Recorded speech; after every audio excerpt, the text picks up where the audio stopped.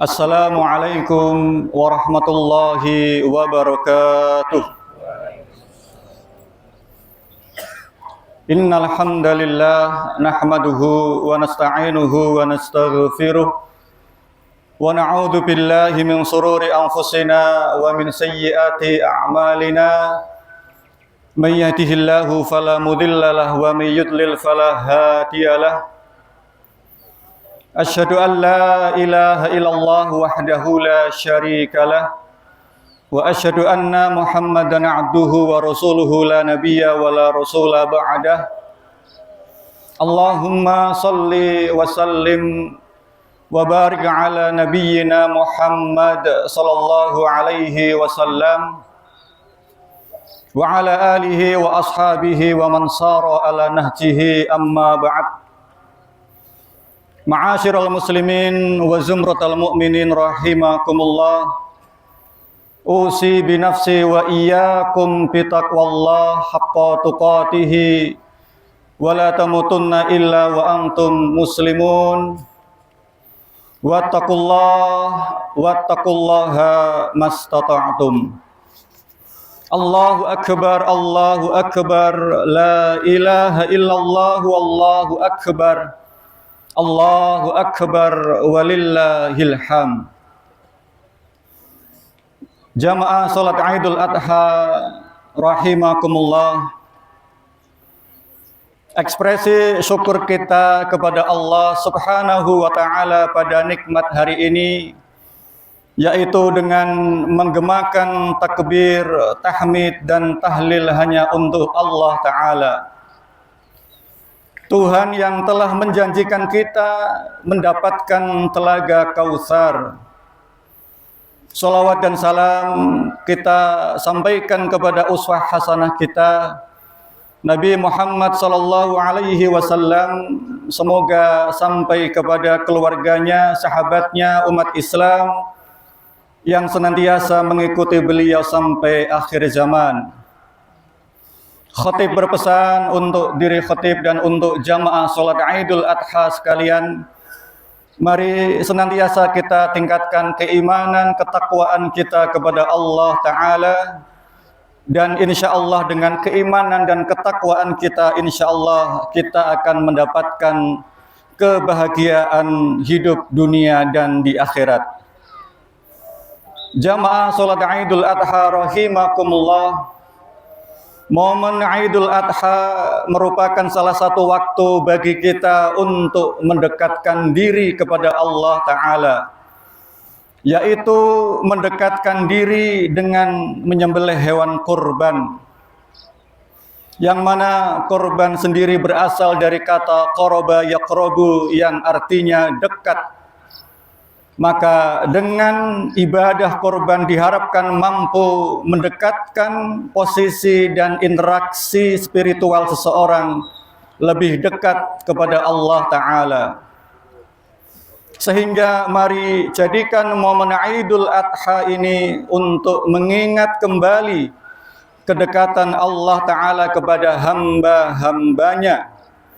Bahkan dalam Al-Quran Allah menyatakan dekatnya Allah dengan hamba-hambanya dengan firman-Nya sedekat hablun warid, yaitu sedekat urat leher kita. Selain dengan berkorban, maka taqarrub kepada Allah dapat dilaksanakan juga dengan konsisten istiqamah melaksanakan sholat wajib dan sunnah, sehingga pola taqarrub berkorban dan sholat ini terekam dalam surat Al-Kautsar ayat kedua. A'udzu billahi minasyaitonir rajim. Fasholli lirabbika wanhar. Maka dirikanlah sholat karena Tuhanmu dan berkorbanlah.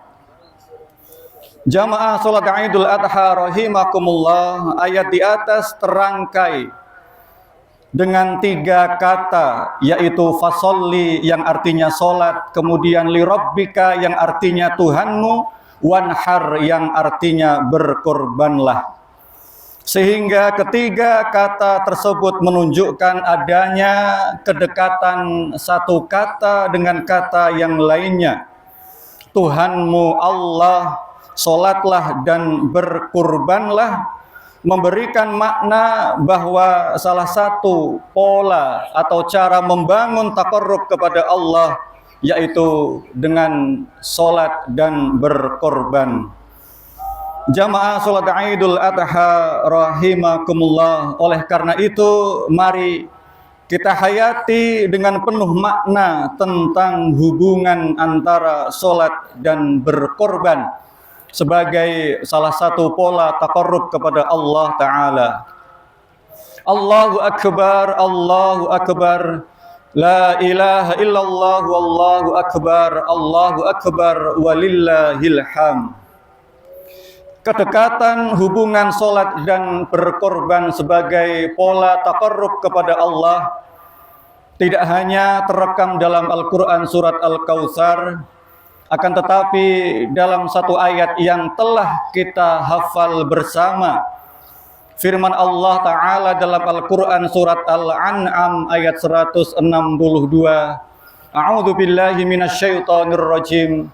Inna solati wa nusuki wa mahyaya wa mamati lillahi rabbil alamin.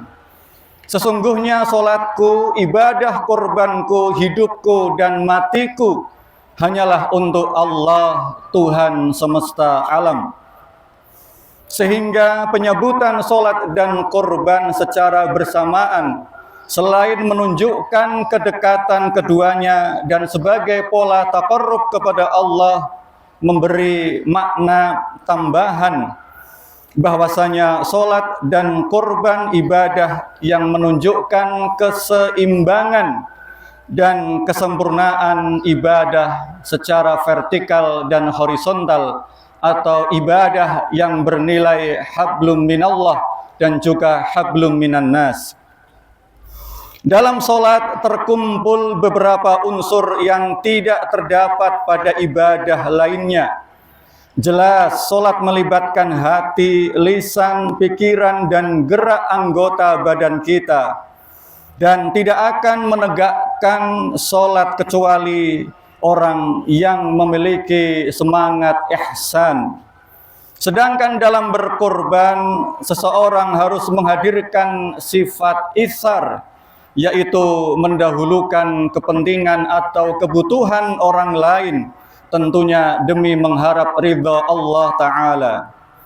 Menurut Syekh Al-Sa'di rahimahullah, beliau berkata Allah mengkhususkan dua ibadah ini, yaitu solat dan berkorban, karena keduanya termasuk ibadah qurbah, yaitu ibadah untuk mendekatkan diri kepada Allah Ta'ala, dan itulah ibadah yang paling utama.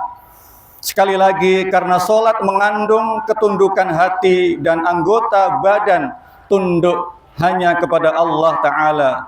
Sedangkan korban adalah taqarrub kepada Allah dengan menyembelih hewan korban, yaitu dengan menyisihkan harta yang paling baik yang dimiliki oleh seorang muslim. Selain itu, korban juga melatih seseorang untuk mengeluarkan hartanya yang sangat dicintai. Maka barang siapa yang mampu ikhlas dan ihsan dalam solat dan korbannya, maka insya Allah mampu menghadirkan ikhlas dan ihsan pada ibadah-ibadah yang lainnya. Terkait hal ini, kita ingatkan dalam Al-Quran surat Ali Imran ayat 92. Dalam Al-Quran surat Ali Imran ayat 92 yang artinya, kalian tidak akan mendapatkan level albirru atau ketakwaan kebaikan yang paling paripurna sampai kalian atau kita semuanya mengeluarkan harta yang sangat kita cintai. Jamaah salat Idul Adha rahimakumullah. Nabi Ibrahim tidak hanya memberikan contoh berkurban kepada Allah Ta'ala, tetapi beliau juga menunjukkan kepada kita betapa pentingnya kedekatan salat dan kurban. Sangat banyak sekali ayat yang menjelaskan cerita kurbannya Nabi Ibrahim, dan satu sisi terdapat banyak ayat pula yang menyampaikan bahwasanya Nabi Ibrahim taqarrub kepada Allah Ta'ala dengan salat. Sehingga terkait dengan ini jelas firman Allah Ta'ala dalam Al-Quran surat ke-14 ayat 40, A'udzu billahi minasyaitonir rajim. Rabbi ja'alni muqimas sholati wa min dzurriyyati rabbana wa taqabbal du'a. Ya Tuhanku, jadikanlah aku dan anak cucuku orang-orang yang tetap mendirikan salat. Ya Allah, ya Tuhan kami, perkenankanlah doaku. Sekali lagi Nabi Ibrahim tidak hanya mengajarkan kepada kita tentang syariat kurban kepada Allah, akan tetapi beliau Nabi Ibrahim mengajarkan juga betapa pentingnya ibadah salat. Oleh karena itu Nabi Ibrahim telah mengajarkan kepada kita sekali lagi tentang hubungan antara salat dan kurban sebagai bentuk ibadah mendekatkan diri kepada Allah Ta'ala. Maka jamaah salat Idul Adha rahimakumullah, mari kita ingat kembali, bukankah salat dan ibadah dengan harta yaitu amalan yang Allah wajibkan pertama kali dalam Al-Quran? Maka mari kita ingat sekali lagi terkait dengan pola ini firman Allah dalam Al-Quran ayat-ayat pertama surat Al-Baqarah, yaitu tentang ciri orang yang bertakwa, yaitu orang-orang yang mendirikan salat dan juga mengeluarkan sebagian harta yang dimilikinya. Allahu Akbar, Allahu Akbar, la ilaha illallah, wallahu akbar. Allahu Akbar walillahil ham. Jamaah salat Idul Adha rahimakumullah, semua pernyataan di atas tentang kedekatan salat dan kurban sebagai pola taqarrub kepada Allah terakhir dikuatkan dengan hadis Nabi. Beliau bersabda yang artinya, barang siapa yang memiliki kelapangan rezeki dan tidak berkorban, maka janganlah ia mendekati tempat salat kami. Sekali lagi, hadis di atas terdapat 3 kata kunci, yaitu berkorban, mendekat, dan tempat salat. Hal ini memberikan pesan bahwa Nabi kita Muhammad SAW menjadikan korban dan salat sebagai pola pendekatan diri kepada Allah Subhanahu wa Ta'ala. Jamaah salat Idul Adha rahimakumullah, terakhir semoga Allah menerima salat kita, korban kita, dan semua ibadah kita, dan digolongkan ke dalam golongan orang-orang yang bertakwa, karena Allah Ta'ala hanya menerima amal soleh ibadah korban dari al-muttaqin atau orang-orang yang bertakwa. Jamaah salat Idul Adha rahimakumullah, mari kita akhiri khutbah pada pagi hari ini dengan memohon kepada Allah Ta'ala, tentu dengan hati yang khusyuk, tunduk, dan ikhlas, dan semoga apa yang kita sampaikan diijabah oleh Allah Ta'ala. Bismillahirrahmanirrahim. Alhamdulillahirabbil alamin. Allahumma salli wa sallim wa barik ala nabiyyina Muhammad wa ala alihi wa ashabihi ajma'in.